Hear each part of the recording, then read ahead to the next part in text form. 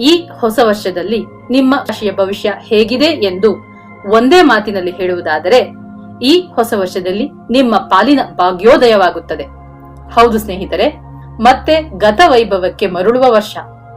ಹೇಳಬೇಕು ಅಂದರೆ ಕಳೆದ 7.5 ವರ್ಷಗಳಲ್ಲಿ ಅನುಭವಿಸಿದ ಸೋಲು, ಅವಮಾನ, ಆರ್ಥಿಕ ಸಂಕಷ್ಟ, ಅಲೆದಾಟ, ವನವಾಸ, ಅಜ್ಞಾತವಾಸಗಳಿಂದ ಹೊರಗೆ ಬಂದು ಪಟ್ಟಾಭಿಷೇಕಕ್ಕೆ ಸಿದ್ಧವಾಗುವ ವರ್ಷ.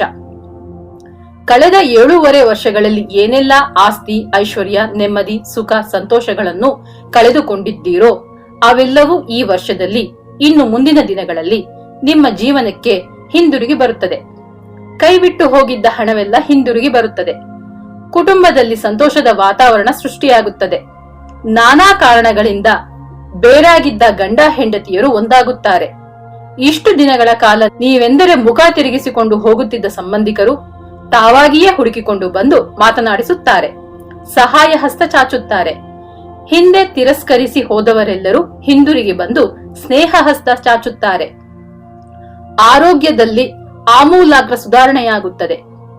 ಸಾಡೆ ಸಾತಿಯ ಕಾರಣಕ್ಕೆ ವಿಪರೀತ ದಣಿದಿದ್ದ ನೀವು ಮುಂದಿನ ದಿನಗಳಲ್ಲಿ ಉತ್ಸುಕರಾಗಿ ಲವಲವಿಕೆಯಿಂದ ಕಾರ್ಯಪ್ರವೃತ್ತರಾಗುತ್ತೀರಿ. ಖ್ಯಾತ ವ್ಯಕ್ತಿಗಳ ಸ್ನೇಹ ಲಭ್ಯವಾಗುತ್ತದೆ. ನಿರುದ್ಯೋಗಿಗಳಿಗೆ ಒಳ್ಳೆಯ ಕೆಲಸ ಸಿಗುತ್ತದೆ. ವಿವಾಹಾಸಕ್ತರಿಗೆ ಕಂಕಣ ಭಾಗ್ಯ ಕೂಡಿ ಬರುತ್ತದೆ.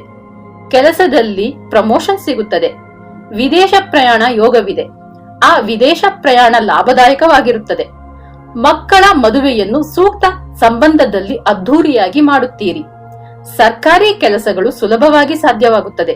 ಪ್ರಶಸ್ತಿ, ಸನ್ಮಾನಗಳು ಹುಡುಕಿಕೊಂಡು ಬರುತ್ತದೆ. ನಿಮ್ಮಿಂದ ಸಾಲ ತೆಗೆದುಕೊಂಡು ಸತಾಯಿಸುತ್ತಿದ್ದವರು, ನಿಮಗೆ ಮೋಸ ಮಾಡಲೆಂದೇ ಹಣವನ್ನು ತೆಗೆದುಕೊಂಡು ಹೋದವರು ತಾವಾಗಿಯೇ ಹಣವನ್ನು ಹಿಂದಿರುಗಿಸುತ್ತಾರೆ. ನಿಮ್ಮ ಜೀವನದ ದಿಕ್ಕನ್ನೇ ಬದಲಿಸುವಂತಹ ಮಹಾತ್ಮರೊಬ್ಬರು ಭೇಟಿಯಾಗುತ್ತದೆ. ಅವರ ಮಾರ್ಗದರ್ಶನದಿಂದ ಬದುಕಿನ ಮುಂದಿನ ದಾರಿ, ಗುರಿಗಳೆಲ್ಲವೂ ಸುಗಮವಾಗುತ್ತದೆ. ಜುಲೈ ಮಾಸದಲ್ಲಿ ದಿಢೀರ್ ಪ್ರಯಾಣಗಳು, ದಿಢೀರ್ ಖರ್ಚುಗಳು ಮಾಡಬೇಕಾಗುತ್ತದೆ.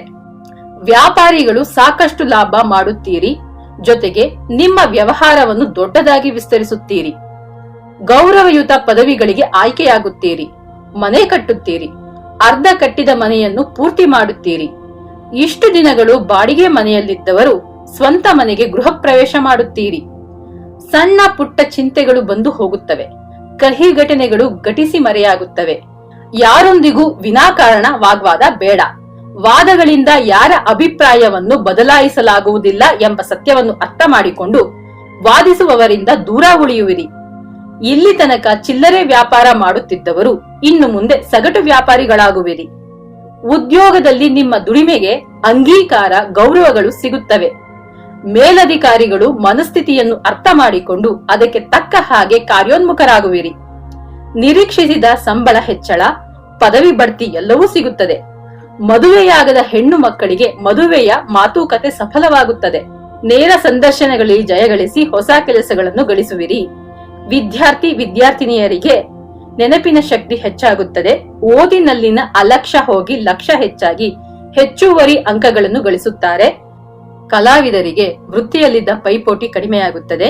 ನಿಂತ ಸಿನಿಮಾಗಳು ಬಿಡುಗಡೆಯಾಗಿ ಅವು ಒಳ್ಳೆಯ ಹೆಸರನ್ನು ತಂದುಕೊಡುತ್ತವೆ. ಅವಕಾಶಗಳು, ನಿಮ್ಮ ಸಂಭಾವನೆ, ವರಮಾನ ಎಲ್ಲವೂ ಹೆಚ್ಚಾಗುತ್ತದೆ. ಪರಿಹಾರ: ಕೃತಿಕೆಯ ದಿನ ಸುಬ್ರಹ್ಮಣ್ಯ ದೇವರ ದರ್ಶನ ಮಾಡಿ ಪ್ರಾರ್ಥಿಸುತ್ತಾ ಬನ್ನಿ. ಸಕಲ ಸೌಭಾಗ್ಯಗಳು ಲಭಿಸುತ್ತದೆ. ಶುಭವಾಗಲಿ.